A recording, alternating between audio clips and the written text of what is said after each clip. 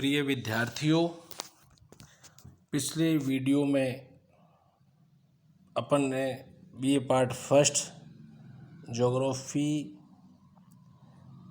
First में पृथ्वी की आंतरिक संरचना के अंतर्गत विभिन्न कृत्रिम साक्ष्यों के बारे में अध्ययन किया था। आज इस वीडियो के माध्यम से पृथ्वी के आंतरिक भाग की संरचना की जानकारी के स्रोत के रूप में सिस्मोलॉजी, भूकंप विज्ञान के साक्ष्य जो प्राकृतिक साधनों के अंतर्गत समृद्ध किए जाते हैं का अध्ययन करेंगे। भूकंप विज्ञान पृथ्वी के अंतरतम की जानकारी प्रदान करने का सबसे विश्वसनीय स्रोत है। भूकंप विज्ञान वह विज्ञान है जिसमें भूकंपीय तरंगों का सिस्मोग्राफी यंत्र द्वारा अंकन व अध्ययन किया जाता है। भूकंप का आविर्भाव पृथ्वी के आंतरिक भाग में भू संतुलन की दशा में असंतुलन उत्पन्न होने के कारण होता है। पृथ्वी के आंतरिक भाग में सर्वप्रथम जिस जगह से भूकंप का कंपन शुरू होता है उसे भूकंप मूल एवं जहाँ कंपन की लहरों का सबसे पहले अनुभव किया जाता है उसे भूकंप केंद्र या एपिसेंटर कहते हैं। भूकंप के दौरान मुख्य रूप से 3 प्रकार की लहरें उत्पन्न होती हैं।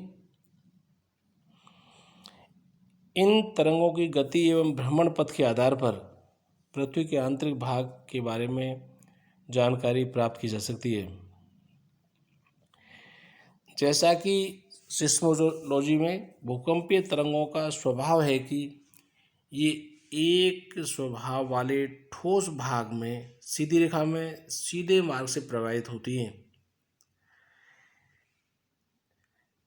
यदि पृथ्वी की आंतरिक भाग की संरचना में निर्मित सभी चट्टानों का स्वभाव या घनत्व एक जैसी प्रकार की घनत्व वाली चट्टानों से निर्मित हुई होती तो भूकंपीय तरंगें भी समान गति व सीधे मार्ग से समान रूप में प्रवाहित होती। लेकिन सिस्मोग्राफी या सिस्मोग्राफ यंत्र द्वारा भूकंपीय लहरों का अध्ययन व अंकन किया गया, जिससे ये पता चलता है कि पृथ्वी के आंतरिक भाग में प्रवाहित होने वाली भूकंप से निकलने वाली तरंगें PSL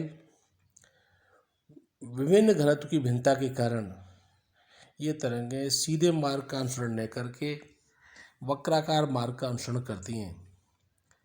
भूकंप के कारण उत्पन्न 3 प्रकार की तरंगों के अतिरिक्त विभिन्न भूगोलविदताओं ने अन्य गौण भूकंपीय तरंगों का भी अध्ययन किया है जो पृथ्वी के विभिन्न भाग में अलग अलग गति से प्रवाहित होती हैं,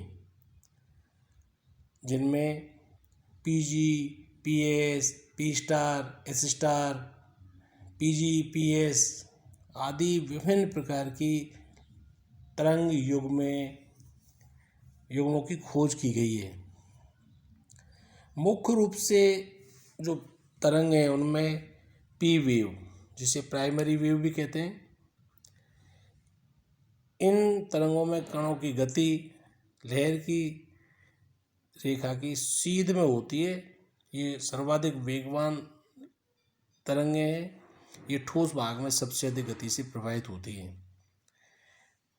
दूसरी उत्पन्न होने वाली तरंगें S वेव, इन्हें सेकेंडरी वेव, द्वितीय तरंगें या आड़ी तरंगें भी कहते हैं। इनके कणों की गति लहर की दिशा के समकोण पर होती है और ये तरंगें जल में प्रवाहित नहीं होती, अर्थात तरल भाग में ये वक्राकार मार्ग का अनुसरण करती हैं। ये अधिक गहराई तक प्रवेश करती हैं, लेकिन 120 डिग्री के बाद इनका छायामंडल या अभाव क्षेत्र पाया जाता है जिसमें ये प्रतीत नहीं होती। L वेव, ये लहरें इन्हें सरफेशियल वेव, धरातली लहरें के नाम से भी जाना जाता है।